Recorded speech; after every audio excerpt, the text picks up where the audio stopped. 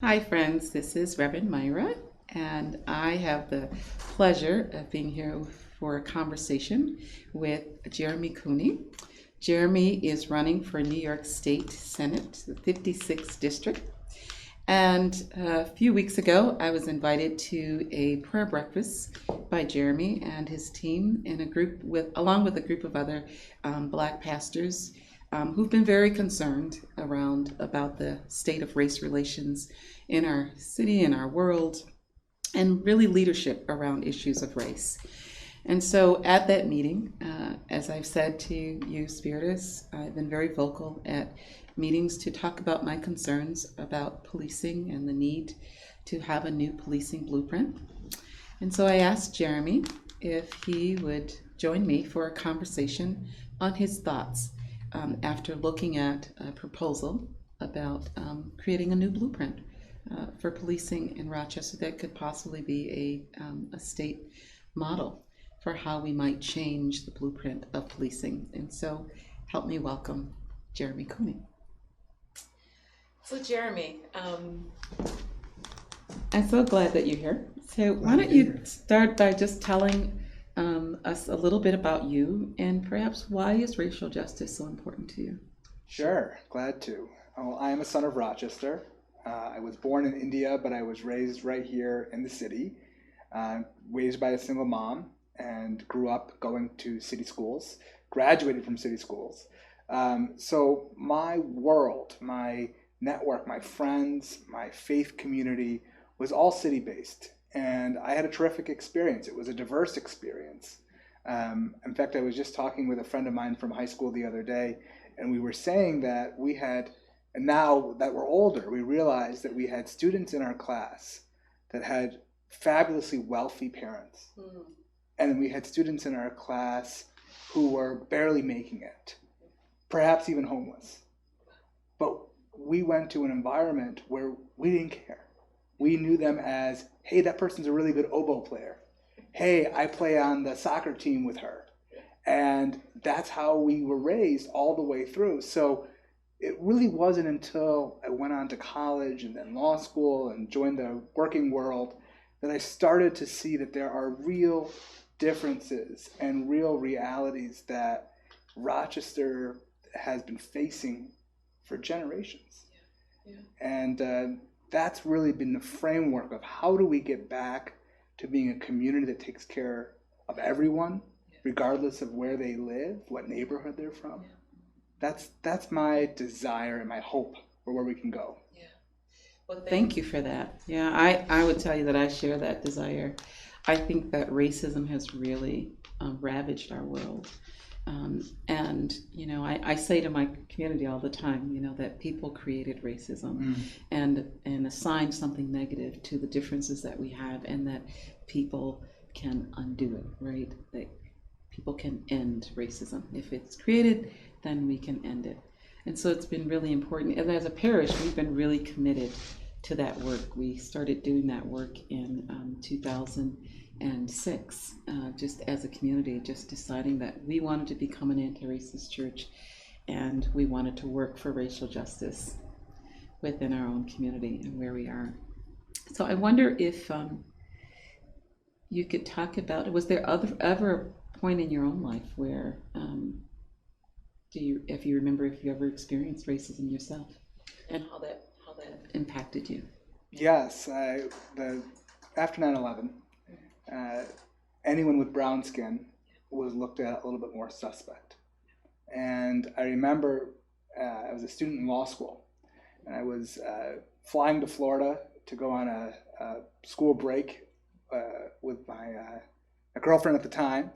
And we got on the plane, and we were seated, and all of a sudden, an air marshal came onto that plane and walked over to me, and I was shocked to see this towering figure over me. And he said, "I need you to come off the plane." And I of course asked why. Yeah. And he said, "Well, there's a security concern." And so I got off, and I brought my backpack out, and I took my bag off the top, and I walked down that long part of the plane, people looking at me, whispering, staring, and I got out to the little runway area and jet bridge area, and they said, someone saw you putting something in your backpack, and we just want to, could you open your backpack for us? Well, all there was in my backpack was a bunch of textbooks from law school. Nothing particularly interesting. And all of a sudden I could see someone's face poking around the corner. It was a white woman, and she just did not feel safe with me on the plane. They did let me go back on the plane, but I was already broken. Yeah. I was already humiliated. Sure. And I had a white girlfriend, and so to be able to walk back on that plane, people were very uncomfortable with me. And that's just one story that ended fine.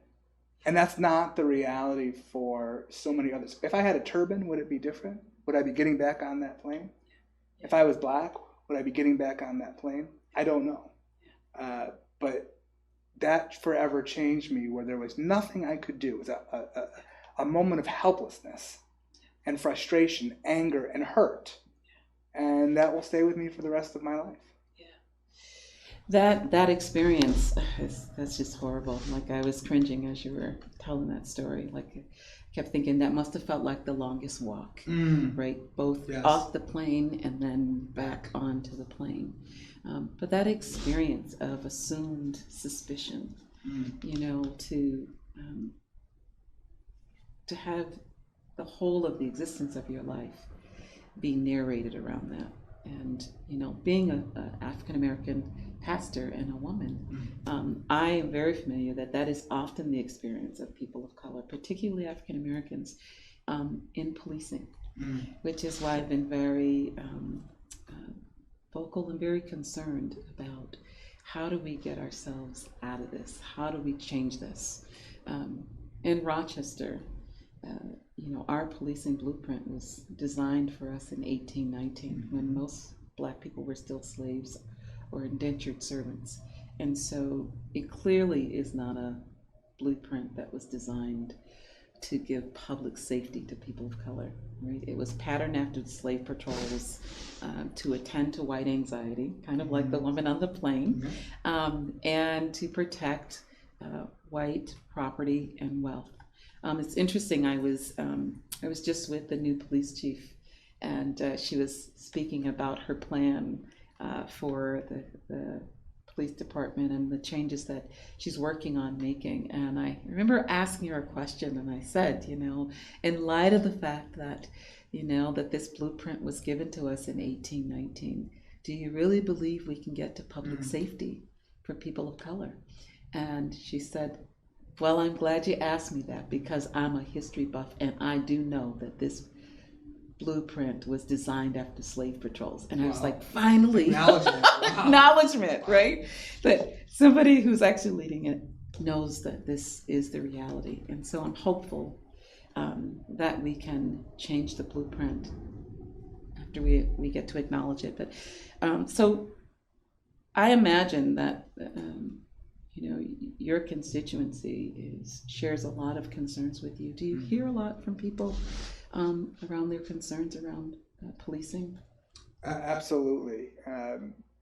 Diane and I live downtown, and we live right between Martin Luther King Jr. Park and the Public Safety Building.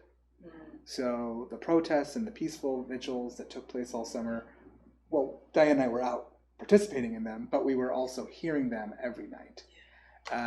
And there are a lot of questions, right? What's it like to live in downtown? Are you nervous? Are you scared? I said, no, we're not scared. We're not nervous. We're frustrated.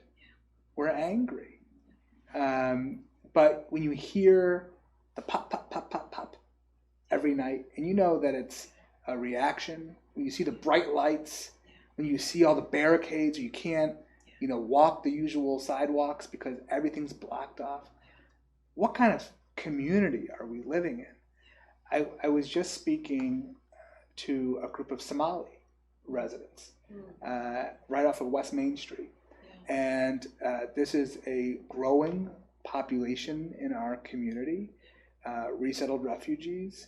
And these Somali elders who I was speaking with said to me, we have a lot of problems with the police, but we're too afraid to address them, either with the police or with government in general. And I said to them, and I had for fear of deportation. Fear of deportation, fear of bribery and not having the resources to pay, right? That may be something that they're familiar with and wherever they came from.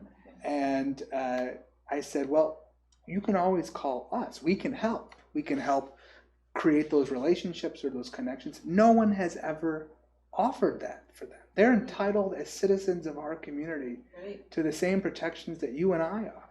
But that is not assumed. And we have not had a police department, in my opinion, that has actively sought to correct that misconception and valued building those relationships and nuances within cultural communities that are growing in Rochester, especially for new Americans. And so for me, that showed yet another need, another failure of our public safety system to serving all. Sure. And I think that isn't, again, it's an opportunity for us to learn from. But I can tell you, as someone who has worked at City Hall and been in part of these communities before, it can't just be a Band-Aid. It can't just be a piling on or a new program to a blueprint that doesn't work. And a youth basketball program sounds great, but is that going to address the structural inequality that the policing system has been set up to do in a minority city? No, that's right. Well, you're talking my language here, right? You're talking my language here because I think that, what I've said is that we're not doing police officers any favors by giving them a faulty blueprint by which to do their work. And if you have a faulty blueprint, then the reforms on top of it will be faulty. Right. And it feels like we've been sort of circling around with this blueprint and talking about reforms really since the 60s and 70s. And we've tried several things. And I think that these moments that we're in now are really screaming at us, give me a new blueprint, give me a new blueprint. And so, as you know, I've been working with the Faith Leaders Roundtable, a group of Black pastors in the community, and we decided that we would create a subcommittee to do just that, to take a stab at creating a new blueprint for policing and then proposing it to different stakeholders. And we're in our early stages, but I did send you kind of preliminary of what that blueprint looks like, and I'm curious about your thoughts around it. So one of the things, right, the blueprint does is it acknowledges that the wrong question was asked, right, of what do we do with the Blacks, right, and that the right question is how do we create public safety and thriving communities.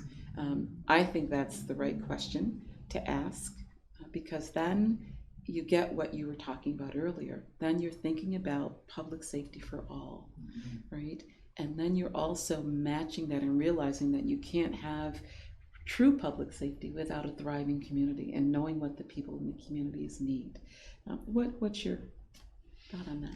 Well, I think we've done that for other systems, right? Or we've at least said it publicly. We want to create an economy for all. We want to create healthcare for all. Then why not create a public safety system for all? I also think that we have personalized the public safety or the policing system so that we miss the mark when it comes to restructuralization and blueprint.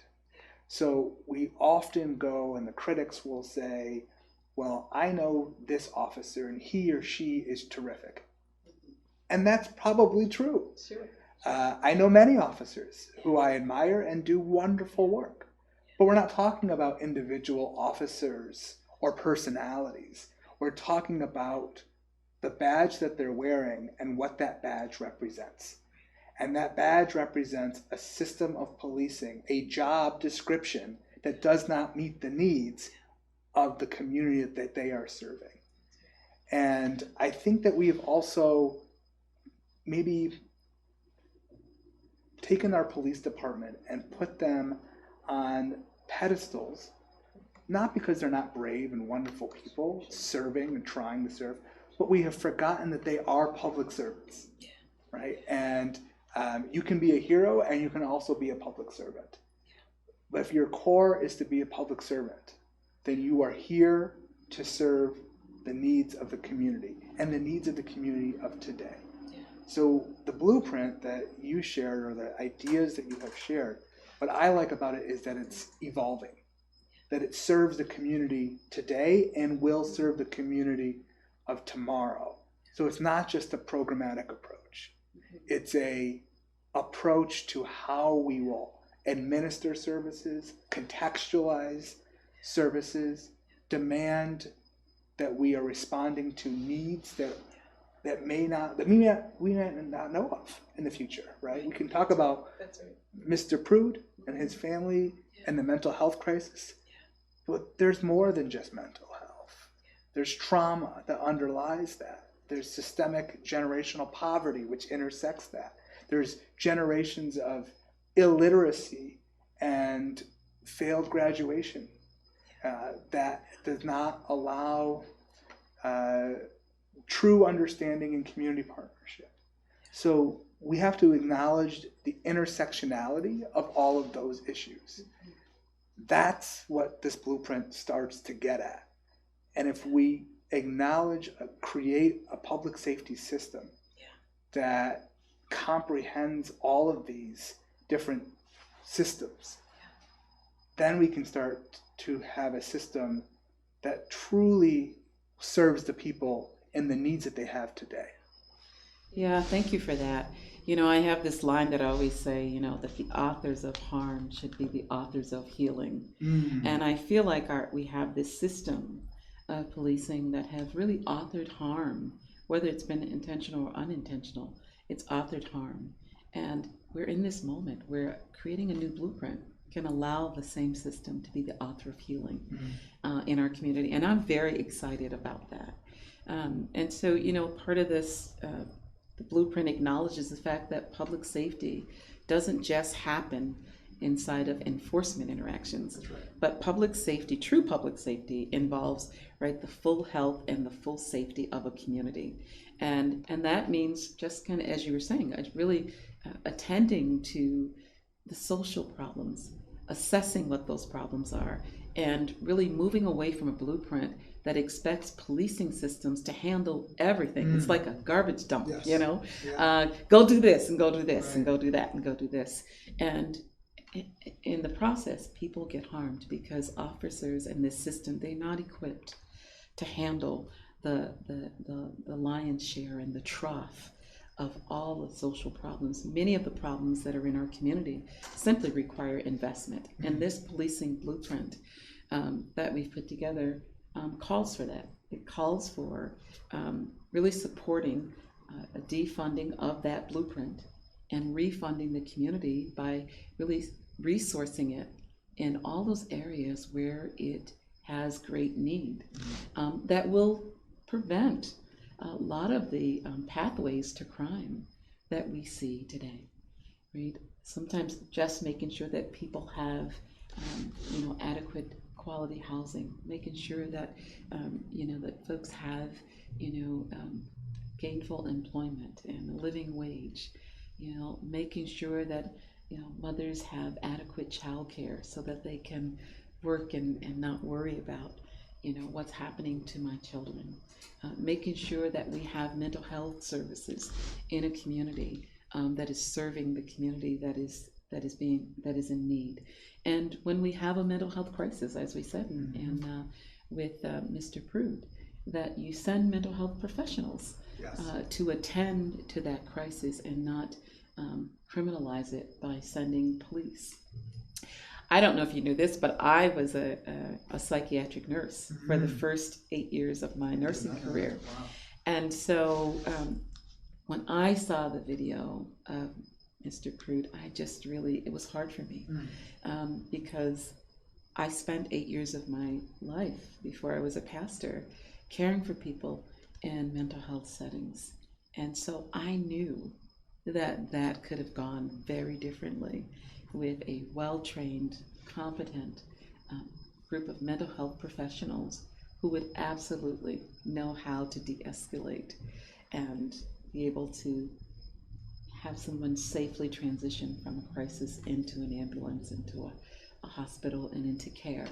And so I think, as hard as this experience has been for us, I think if we don't let it teach us something, we're going to miss the moment. We're going to miss the moment for change. And so and I think we have to seize that moment quickly. Yeah. I think that the public's trust is waning at best.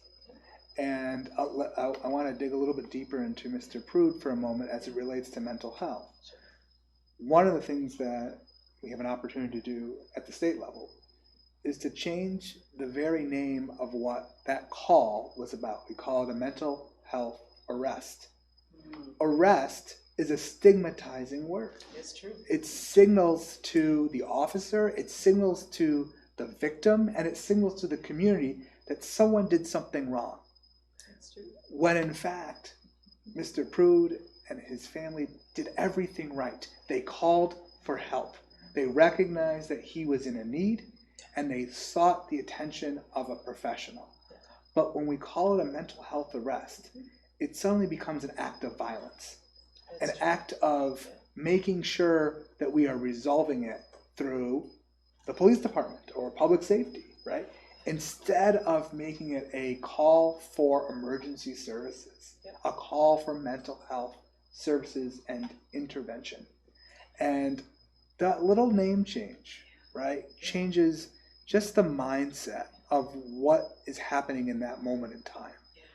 And so that's perhaps a little nuanced, but that is something that we can change right now at the state level. And other states have done that, California, Florida, Massachusetts.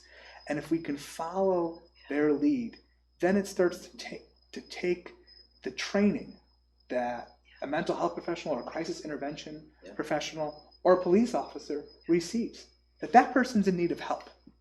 So we don't need force and detention. We need you to be able to get that person help with dignity. Help with dignity. Help Very with important. dignity. Help with dignity. Yes. And I think you're right. What you speak about is that language is power, right? Mm-hmm. It matters what we call something. It matters how we describe it. It matters what language we assign to some people or something or some event. So I think that's really really important. So I appreciate that. And is that something that you are thinking about pursuing if you win this election? Right? Is that part of going back to seizing the moment? Right. I think that there is some urgency that those of us from Rochester, representing Rochester and the community where Mr. Prude's killing took place, have a special responsibility to now go to Albany and deliver and to make sure that that type of act, to the best of our ability, never occurs again. And so I do take that personally. I do take that charge that I think of there's 63 state senators in New York, all of whom have statewide jurisdiction. But of the 63 senators in New York, I feel a personal pull to propose that legislation, not down the line, not as part of some budget, a single piece of legislation to not only honor Mr. Prude and his family, but to make sure that never happens again. And I think we have to do that. If we don't, as you said before, Reverend Myra, we've missed the mark. We've missed the opportunity. Absolutely. Thank you for that. When I've talked to lots of people about the changes that need to happen. That is one very important change. But when Mr. Prude died, there was a call for the firing of the officers. There's still a call for that. And one of the things that came back was that there are state laws in place that prevent that kind of accountability from happening.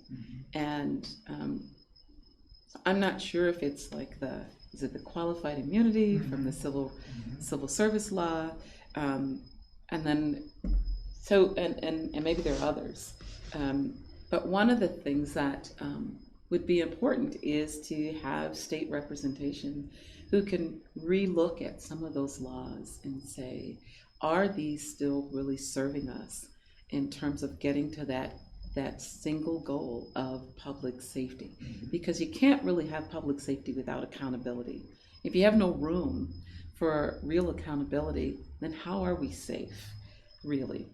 Right? Nobody's really safe, and it just erodes the kind of trust and the kind of relationship that can happen. So that's one conversation that I've heard a lot.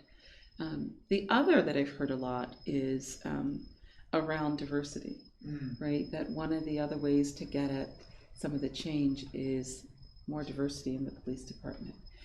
And then I learned recently that there was a consent decree in place In the 70s. from the 70s that actually prevents us from getting any real diversity in the police department. And so again, we need a new blueprint if we really want what we say we want, right? We have all these laws in place and these agreements in place that are really keeping us from getting to where we want to go. And so I just wonder what your thoughts are on those things, because are we stuck with what is written? No. Or can we rewrite and unwrite and write again something that's better? Exactly. Do you remember the term flip-flopper? Yes. Back when John Kerry was running for president, that was the worst thing you could call him, was a flip-flopper. He was on this issue and then he changed the other issue.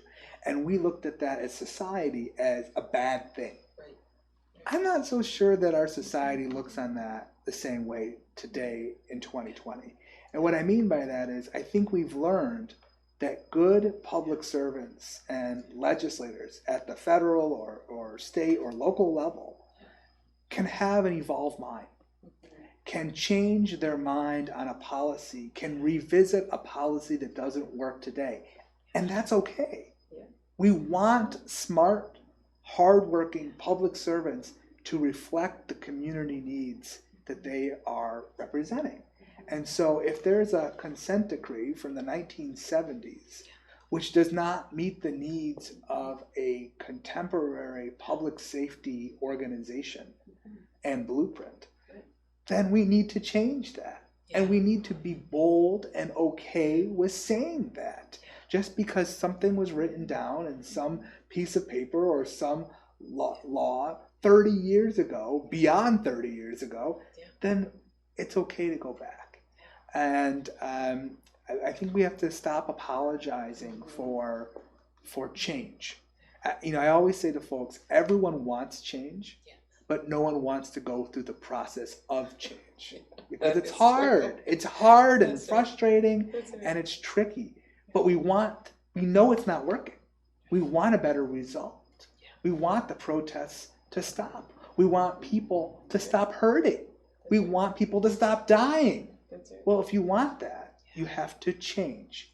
And so I personally would be open to looking at those rules, looking at what's on the books already, and saying, how can we improve this? How can we make this better? That's America. That is America. One of the essential commitments of a new blueprint community, as I outline in this model, is 4 points, right? Self-examination and problem solving, foundational principles that transform sort of the authoritarian model into a servant model of public safety, which we talked about earlier, redefining central roles for policing and public safety outcomes, and having a collective agreement around that, and collaboration with your community, right? For community-based solutions, accountability, and advocacy. The new blueprint needs to have those things and be able to bring a group of stakeholders together, right? Faith community leaders, social justice activists, political leaders, right? We have our police accountability board. I think we need that representation. We have a group that's working on the race commission. And so there are all these stakeholders who I think could come together and really look at a new blueprint of policing and kind of dig us out of this hole that we have found ourselves in. And so all it takes is leadership. I think a mutual friend of ours, Samra, has a wonderful phrase, right? That we just need thought leaders, right, on this, and then we can move our way through this and get to a better place. And Jeremy, you seem like you're one of those thought leaders. So I'm looking forward to the work that will happen around, putting forth some bold challenges and some work to undo some of the state policies and regulations and practices that have really kept us from racial justice in policing and really outside of that. I mean, I think there's so much work to be done, and that future is in our hands. And my only fear is that while I agree with everything you have said, Rochester is uniquely good at setting up expectations and failing to meet them. And what I mean by that, if you think about the biggest challenges in our community, poverty, healthcare access, education, public education, we set auspicious goals with good hearts, and then we fail to bring the community along with us, and that trust has eroded. And so I absolutely agree with Samra that we do need thought leaders, but we also need to have a timeline and a transparent, accountable system so that people know the work is being done and that they are invited to be part of that work, including young people. You know, I feel very passionate that if we're not creating this blueprint for policing that's going to affect those students in high school now, right? They should be part of the process, because this is going to be a public safety system for them and their families beyond ours. And so their voice matters too.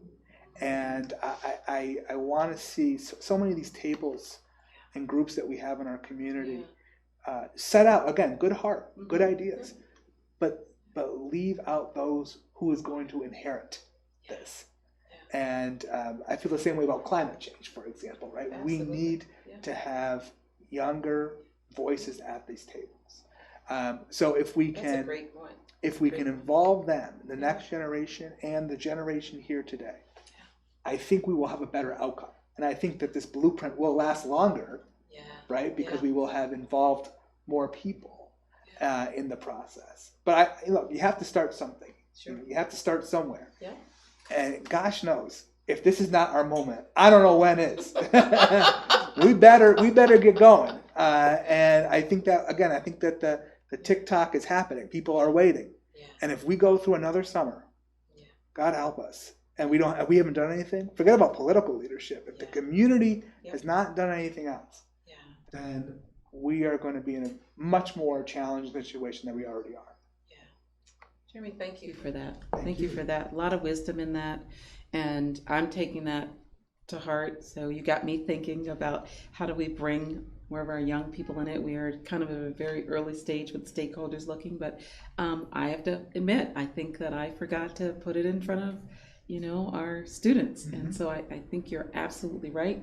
So I'm going to make that correction. I'm going to flip-flop. I'm going to make that correction. It's okay, though. We like that. It's 2012. Absolutely. Absolutely. So I just want to thank you so much. It's refreshing to have such new leadership rising that are thinking about these issues. I'm excited to know that,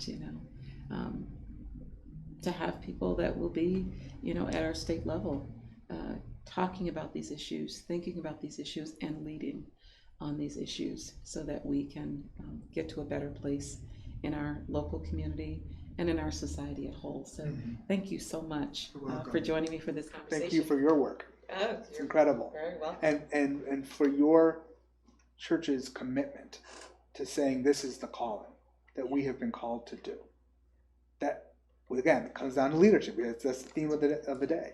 If without that calling, without that commitment of your parish community, we would not be having this conversation, and the blueprint would not be already underway. So thank you. You're welcome. And Spiritus friends, those of you watching this, we will be posting a copy of the blueprint, so you'll get a chance to kind of look through that. I know as Jeremy and I are talking, you're thinking, what are they talking about?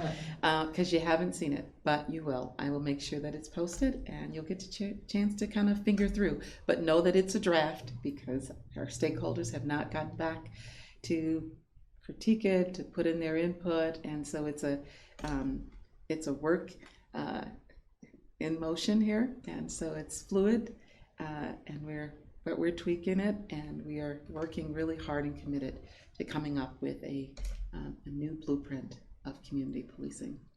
Blessings to you. Take care.